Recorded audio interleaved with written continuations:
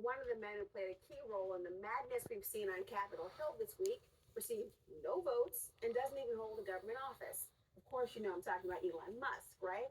In an early test of his political might, the tech billionaire helped torpedo the original spending bill put forth by House Speaker Mike Johnson just earlier this week. Musk then taking a kind of a victory lap tonight after the House passed their scaled down version, posting on X, the Speaker did a good job here, given the circumstances.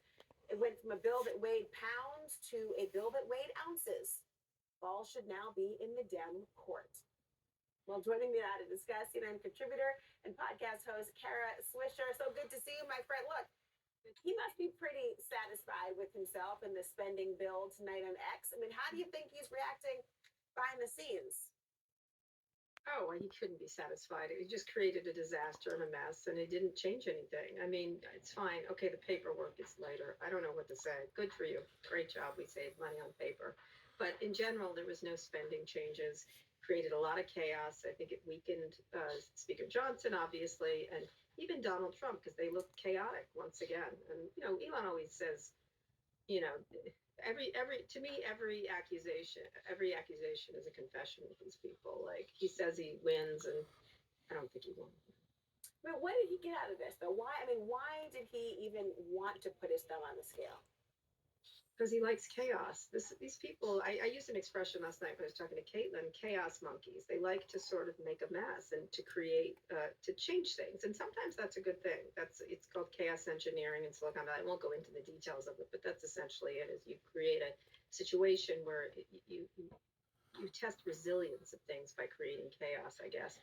And so that's what he was doing here. He wants this entire thing to change. He wants departments to change. And the way he does it when he has his own companies where he's the king is he goes in and kicks over cans and fires people and stuff like that. And thinks he's still in those areas. And in this case, he did a lot of things that were falsehoods when he was tweeting, or didn't know what he was talking about. But I don't know. It's kind of, don't let the facts get in the way of a good story, I guess. I mean, undoubtedly, there are going to be Republicans and Democrats who are completely frustrated by the role that he seems to have in influencing, even before we know what Doge is really going to do and be capable of.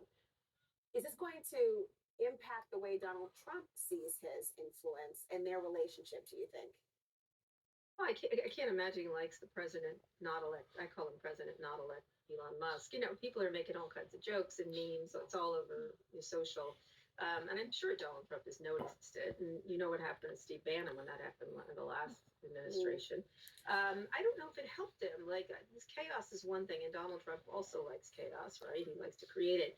But did it win him any friends? If he wants to go back and really make cuts, is that going to do it? This sort of forceful behavior where you threaten people's that you're going to primary them, or you're going to give money to their opponents. I don't think that's a way to make friends in Washington, for sure. If you really want to make change, what he wants to do is do a lot of jazz hands and declare victory and probably go home at some point. Don't forget the spirit fingers, of course, as well, Carol. Oh, Let me ask you. Don't forget Whatever. those. I'm sorry. Right? Yeah. Well, one way it seems you make friends, not in Washington, but in Mar-a-Lago, is by going to dinner at Mar-a-Lago. And Musk started this trend of tech billionaires that are cozying up to Trump. And Amazon founder Jeff Bezos as well just dined with Trump and Musk at Mar-a-Lago this week. You had Zuckerberg and Google's also having a pilgrimage to Palm Beach. Sure. What's their collective end game here? They want things. They want no laws. They want contracts. It's kind of, someone was telling me, how could you be one of the world's richest people and have to be this obsequious? You'd think you could buy your way out of that by this time. But they want things. They don't want to be bothered. Some of them fear things. Some of them are worried about possible things that Trump could do to their companies. And in some cases, it's a good idea to write a note and say, congratulations, Mr. President. And in other cases, it's a little much. And